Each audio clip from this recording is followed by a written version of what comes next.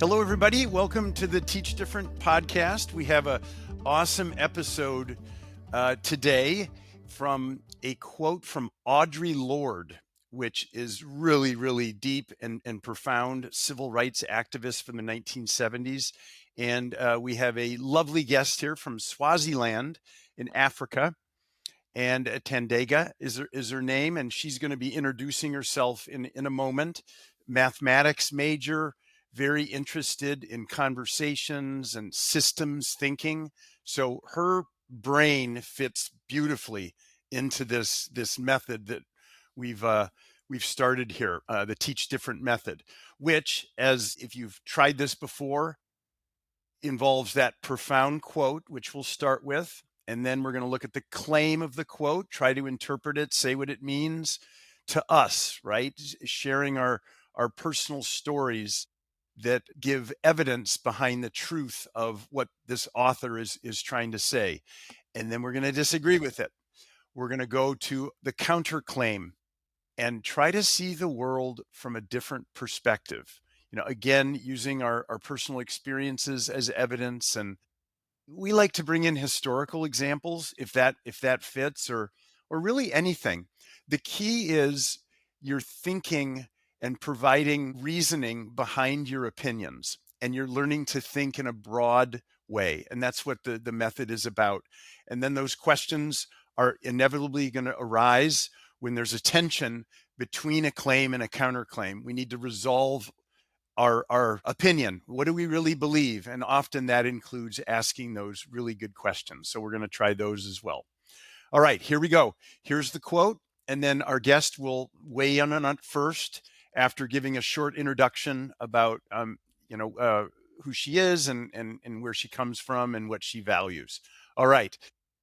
And to suppress any truth is to give it power beyond endurance. And to suppress any truth is to give it power beyond endurance. Audre Lorde. Thandeka, welcome to the Teach Different podcast. It's great to see you. Hi, Dan. Hi, Steve. It is lovely to be here. Thank you for having me. My name is Thandeka Malaza, as I've been introduced on the show. I am a writer, speaker.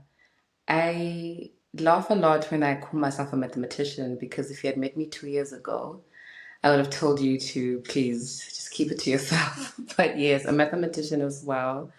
I grew up in Eswatini. I studied at the University of Witwatersrand.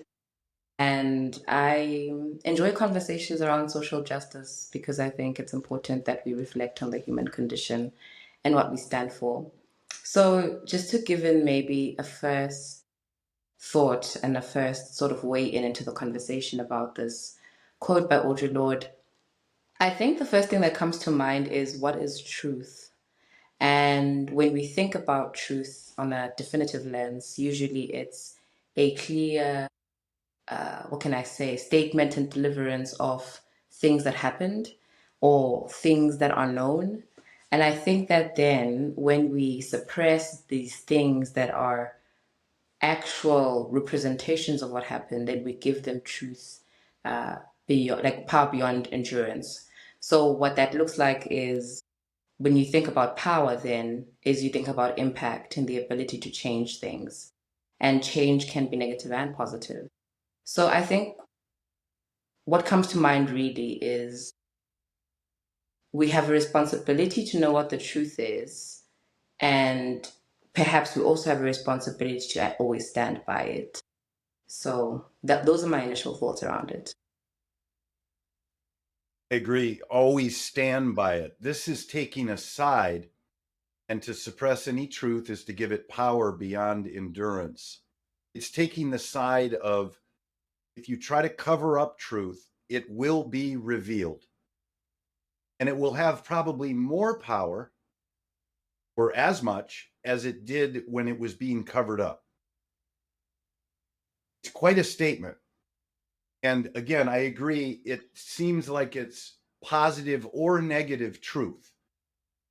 If there's something that should happen and you're trying to fight it and you're trying to keep people from their own happiness, you're going to make it even more happy when it finally comes to be, because you're trying to stop something that actually is true. And then I've got some thoughts on the other side as well, but I'm going to save them for the counterclaim. Yeah, that's really interesting. My first thoughts go to a personal level, where if someone is suppressing a truth about themselves, it often it bubbles up in unpredictable ways in different settings. It almost overtakes you if you're trying to suppress it. And I'm trying to think of a specific example, but just someone's a personality trait of someone's. Can you guys think of an example of a personality trait that someone might maybe suppress, and then it ends up coming out in, again, positive or negative ways? Actually, it's interesting that we're speaking about truth because the first thing that came to my mind was a lie. And I just thought about how impactful usually that is. The effect that you have with the lie is you tell a lie, essentially you're covering up something, and it can be a lie about yourself. So you can lie and say, I actually grew up in California, and you didn't grow up in California. And then it starts to show that you didn't grow up in California because someone from California will say something that only people from California say, and you won't get it. And then so in that way, you sort of have a situation where it is going in front of you, like you said, Dan. It's something that is now out of your control. And I think suppressing truth also has to do with the desire to control the narrative. So you want people to think you're from California because you're trying to imprint a certain image of yourself. And so there's this desire to control. And so I think even on an individual level, it's like a desire to control how people perceive me. And so if I want to be seen a certain way, I am desiring control over the narrative that I know. So yeah, I think it fits really well because still you're giving truth power beyond endurance. Because when people find out 10 years later that Right. you've been lying about California, it becomes harder to travel back to the truth. It's almost Thank going to you. catch up to you.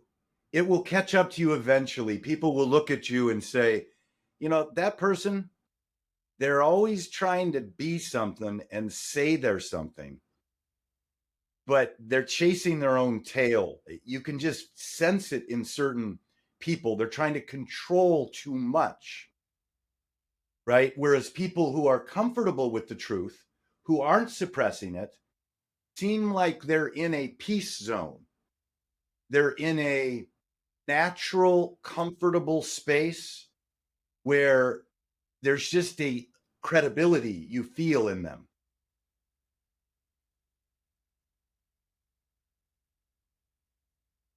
Thinking of another example of, let's say, grief over a death. And if someone experiences something like that, the truth would be that they're hurting, they need help, they need support, they're seeing the world differently, and they're trying to suppress their feelings of grief. And in doing that, it's impacting their other relationship in ways that are not easy to see. And so what's happening is, because you've suppressed the truth, you're actually giving it power beyond endurance, because now it's infecting all your other relationships in your life.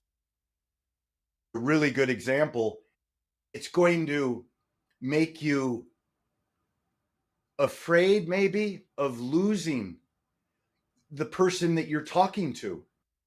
And you'll start acting detached. You won't want to form connections with them. You'll want to stay kind of at bay. And that could be perceived as being aloof, being rude, and could be completely misrepresented. But there's a reason for it, and it's because you're suppressing something. Let me add something, and then I want to hear from you, Thandeka, as well. I I was thinking abuse. If you've been through abuse and you don't want to admit it.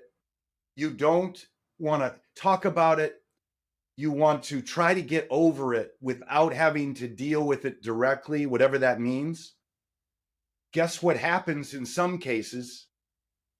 You start continuing a cycle, and you start being that person that you were abused by, and then you start abusing. And that's that power beyond endurance, I think, in some people's cases, where because you haven't dealt with your own, you end up just continuing it. Absolutely. I once read something about behavior modification, just as an add on there. And one of the things that was in the article was behavioral modification doesn't really work because it doesn't deal with how you make that decision. So I think that's that power again is a lot of the times when we speak about power, you assume something strong, something with the ability to break through traditional, perhaps, barriers and overcome that. So when people speak about powerful leaders, they speak about people who are able to impact and make a change. So in both the examples that come from the conversation where we're speaking about abuse on one hand and grief on the other, still it's an inherited system that you have to acknowledge. And perhaps truth starts there with our refusal to look away. So when I refuse to look away, I can actually say, this is the problem. This is why I end up making the decisions that I'm making. And in order for me to start being able to live with the truth, I must accept it. And I think perhaps that's a lot of where we are able to, where we fail in our cognitive progression is we're suppressing the truth because we think it's the safer option. We think by ignoring that this thing is actually happening, we can somehow maintain our daily lives and we don't have to then deal with an extra unnecessary emotional burden. I think the process of dealing with the truth can be very uncomfortable.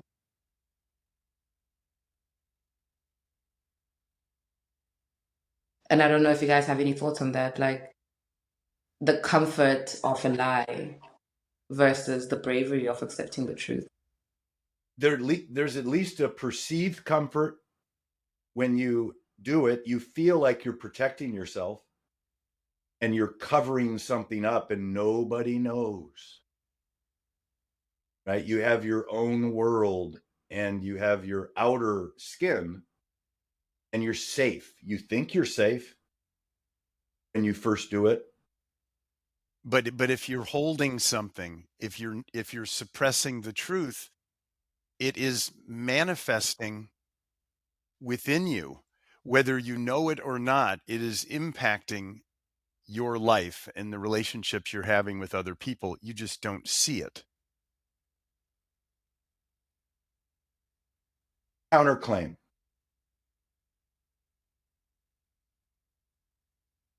To suppress any truth is to give it power beyond endurance. Can I kick this off? I was just talking with someone, a friend of mine, who talked about a depression that they have based on things that have happened, truth, things that in a way they can't get away from. On some level, it's that bad. And they said that what they do is they go to the beach and they sit there and they look out over the ocean and they find a peace. I'm thinking that that's a counterclaim because they are suppressing the truth in the sense that they don't want to share their feelings with other people, but they carved out a time when they could get distracted or get better. So are you saying that they're suppressing the truth, but they're not giving it power? They're achieving a Right. state of peace. Right.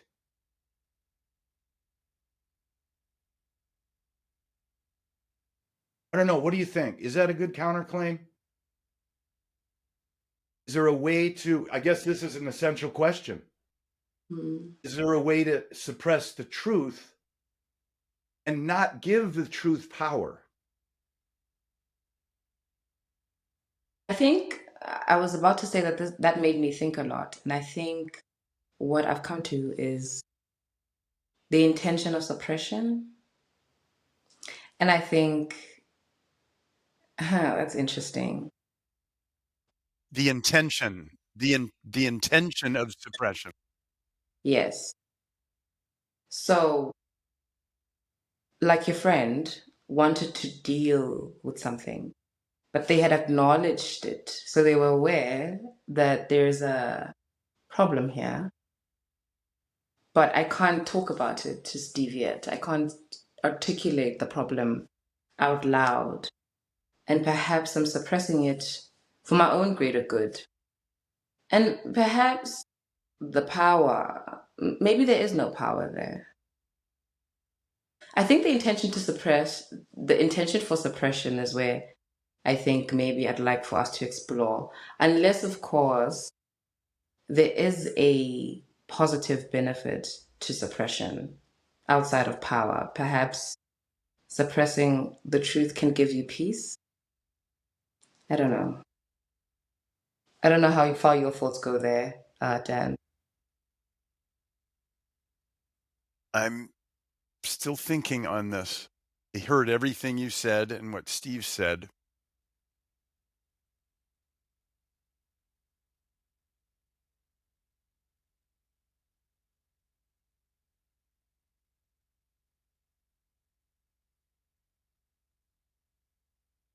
Sometimes when you suppress the truth, you don't give it power. It's almost like you escape it in healthy ways, just to say the same thing again and again. An escape from an unpleasant truth through suppression isn't necessarily giving it power.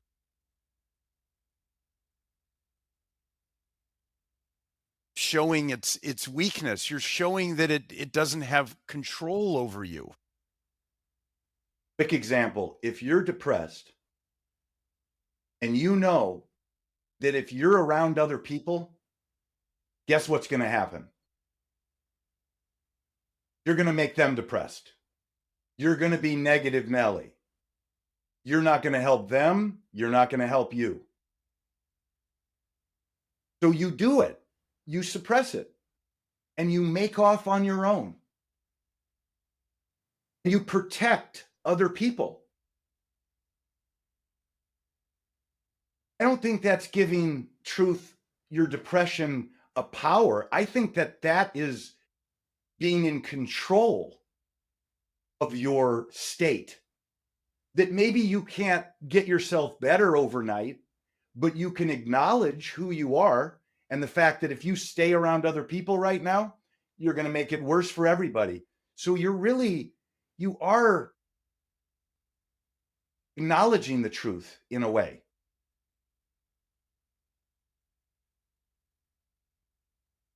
There's, I think, a short story about, not maybe a short story, but what would you do if?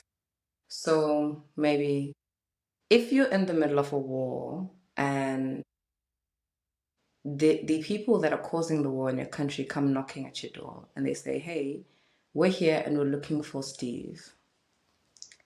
And Dan says Steve is not here when Steve is there. So the question then becomes, is that a truth or a lie? And should it matter? And the answer, I think, so beautifully, I read a lot of things and I think sometimes I never know what's going to inspire me, but the response that was given on this, it was a tweet. She says, they're not really asking you for the truth, they're asking you to betray your friend. And I think perhaps unveiling what truth means and the importance of truth in any given setting is important. Because, like, for instance, if we're sitting around a table and we're celebrating something, perhaps the truth about where you are mentally doesn't really matter in that moment. It shouldn't be powerful enough to override everything else. But perhaps the timing is incorrect. So I think if we look at where the truth is coming from, the perspective, what the reality is for who, then we're able to interrogate the power it has better. Very contextual, right? Yeah. And I got another way to say what you just alluded to, Thandeka. Is there such thing as a noble lie? Is there such thing as a good lie? And I love your example. Here's another one. This was actually in Plato's Republic, my favorite philosopher, Okay.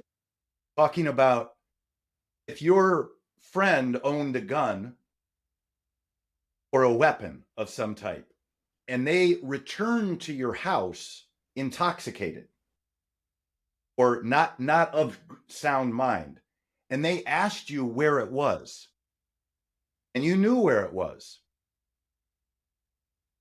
do you tell them where it was? That's the truth. Very contextual.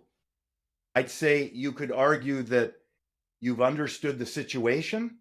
There is a truth greater than the actual question they asked, and you being very literal and saying, yes, I do know where it is. Here it is.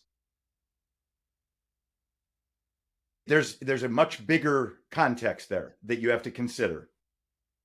And so, connecting it to the quote, then it's okay to suppress the truth sometimes. Yes, Yeah. it's good. It's not It's just good. okay. Yeah, because this is saying is It's to give it morally power. right. Right. It's exactly. Immanuel Kant has another famous example. Immanuel Kant, famous moralist, uh, he wrote the Metaphysics of Morals, and he uses the situation of an intruder coming into your house where you have hidden your family in the closet, and the intruder says, "Where's your family?" And the question is whether you should lie or not in that situation. Now, interestingly enough, Kant argues you should always, never, you should always tell the truth, never suppress the truth, because you can only control your intentions of telling the truth. You cannot determine what the consequences are. And so because the only thing you can be certain of is your intentions, you must always tell the truth, which we could debate back and forth, but that's kind of related to what we're talking about here. If Kant were here, I would say I'm glad I'm not in his family. Yeah, I would agree. All of my students think he's a little bit crazy on that one.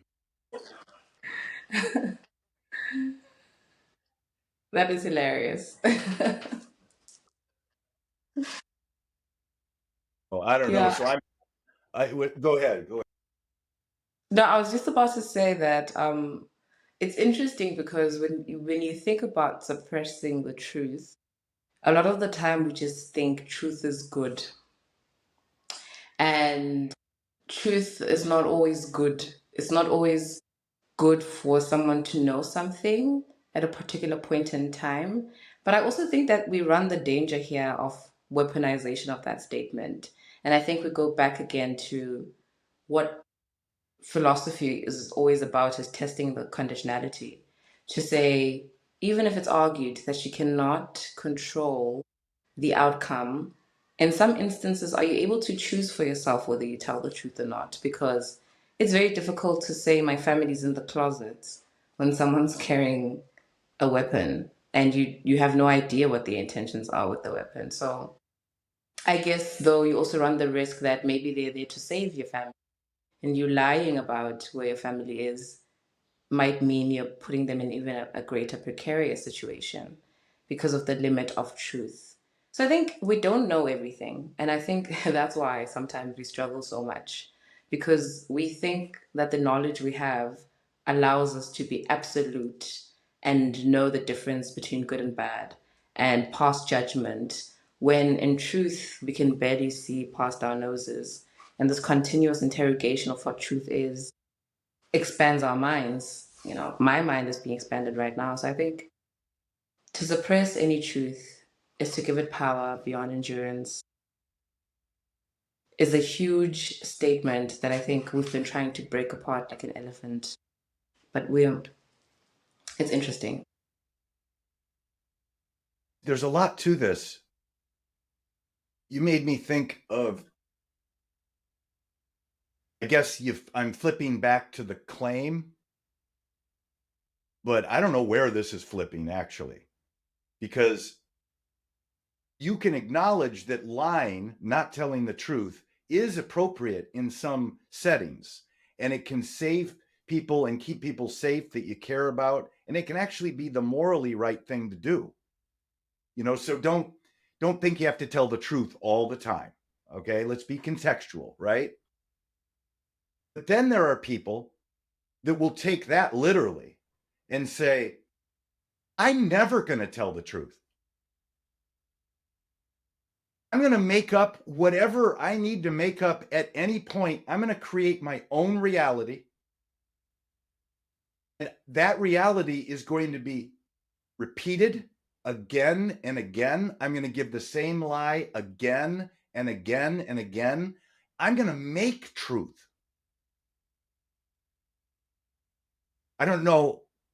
That's a power as well. I don't think the truth always comes creeping back to say, oh, you were lying. Now it's going to be revealed that you're lying. Well, I hope that's true, especially if someone is ill intent, right? And they're doing it to manipulate people, not a noble lie, but just lies and lies and lies for their own self-serving purposes. I don't know if it gives truth power if you lie enough. I think you make your own reality, and it's scary. I think it depends if it's. I'm moving to social media right now. If there's so much lying on social media, so much exaggeration and hyperbole, maybe what that is doing is giving truth a power beyond endurance, in that it's so dramatic and so much hyperbole and so much exaggeration that it's causing within the population that's receiving this over time a growing desire to fight it, that you're creating a beast that wants to defeat these lies ultimately. So maybe the suppression is what's causing a larger power in reaction to it. I'm thinking like if you think of like revolutionaries in history, how is it that countries go through, well, the American Revolution? If you think of the early Americans feeling like their truth was being suppressed by England over time, what was happening underneath all this was a recognition that something needed to be done, and then ultimately the revolution. So that gave power beyond endurance, the way in which they were treated. Historically, if you think of revolutions, I think you can connect this. You're back to the claim. You tried to suppress the early settlers in America, and look what they created. Their own government, you know, and they completely broke. Absolutely. And I think that ties so beautifully with the idea that Steve Biko has. I don't know if you've ever heard of Steve Biko, but also a civil rights activist in South Africa.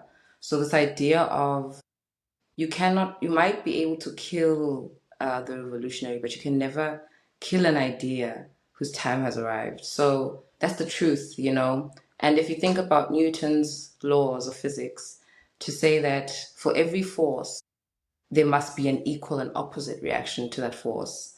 So if the force is a lie, there must be an equal force, which is the truth, in order to balance that out. It's like yin yang. You find the balance, and even if you want to control a narrative so terribly, so badly, eventually it catches up to you, not just even on an individual level, but on a social level, a political level, a consciousness level. Eventually, that lie will be revealed, and the truth will endure. So I think in the context Great. that Audre Lorde exists in, that's exactly what she's trying to communicate. That's really good. You just got me hopeful. Yeah, that's great.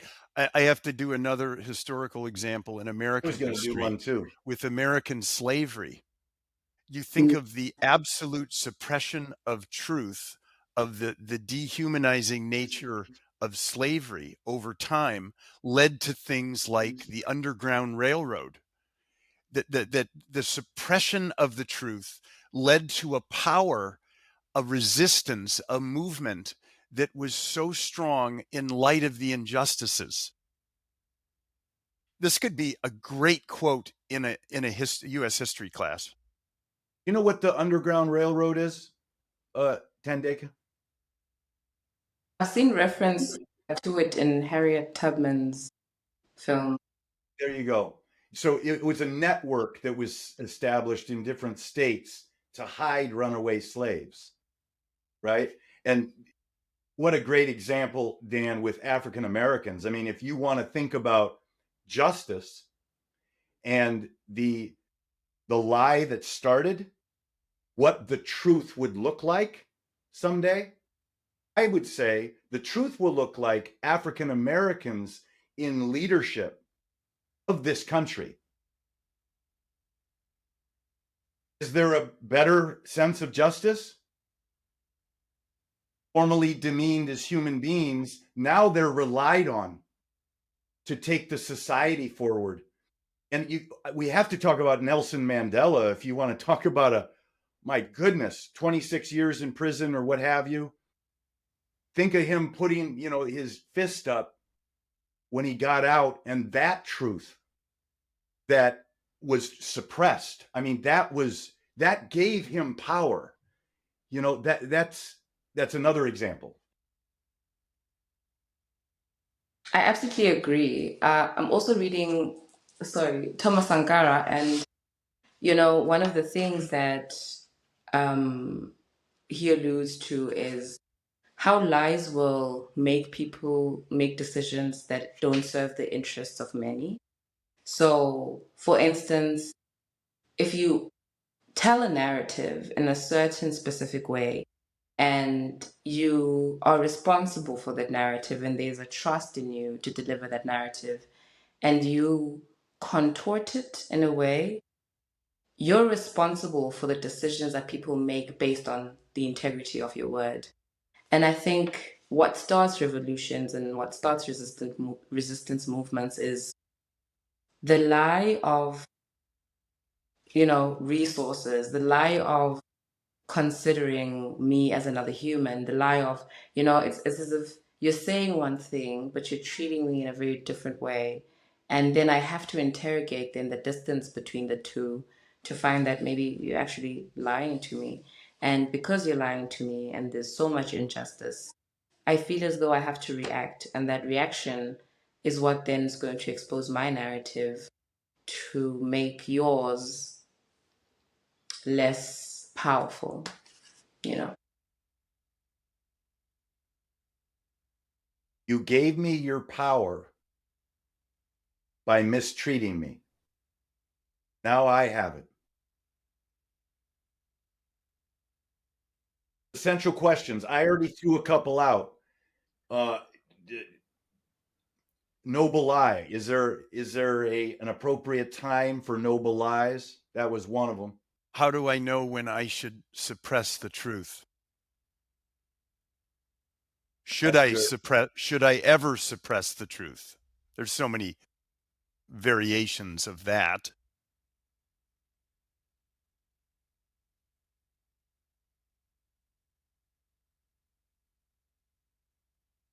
How do I know when I should suppress the truth?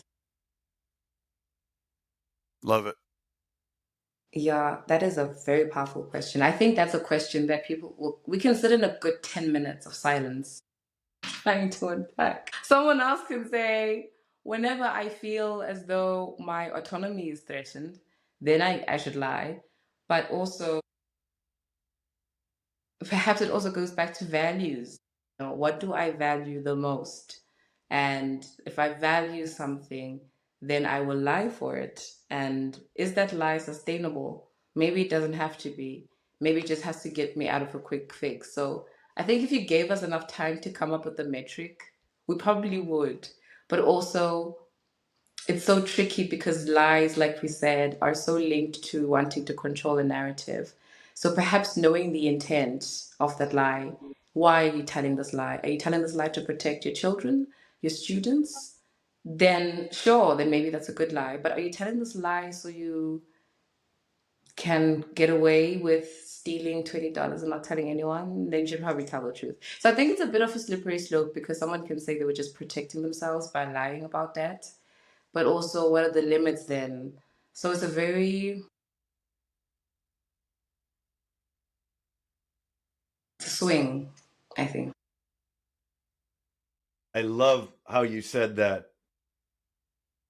I'm going to argue that the answer to the question, or the way I would answer the question, how do you know when to suppress the truth, is that number one, first and foremost, get your mirror out, look at yourself, think about your intentions.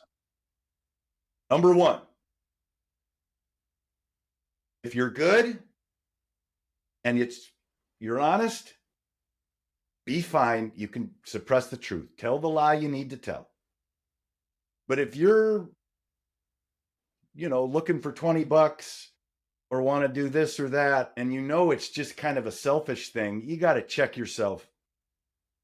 So it is intent, Thandeka. That's what I would say. That's how I would answer it. That's the number one priority criteria when you ask yourself, how do I know when to suppress the truth?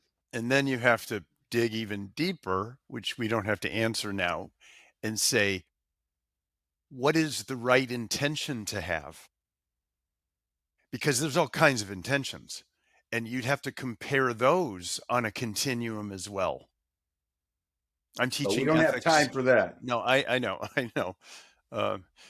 Well, great. This has been a really fun, heavy in a good way conversation. Like, this really makes you think about a lot of things. I mean, Audre Lorde, and to suppress any truth is to give it power beyond endurance.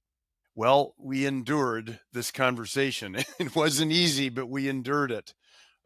Thandeka, thank you so much for being our guest, and it's your work is fantastic, and it was a pleasure having a conversation with you today. Dan, thank you so much. Steve, thank you as well. I think I've had so much fun just because I've really thought about it today. I think the first time I saw it, I loved it because I said, the truth will set you free and the truth will set itself free. But thinking about the limits and the conditionality, I think, has made me realize a lot about even writing about issues around the truth and what it means for narratives. So I think it's been a very beautiful conversation. I've learned a lot, and thank you for having me. Thank you. It's such a Thank pleasure. you. We got to do it again.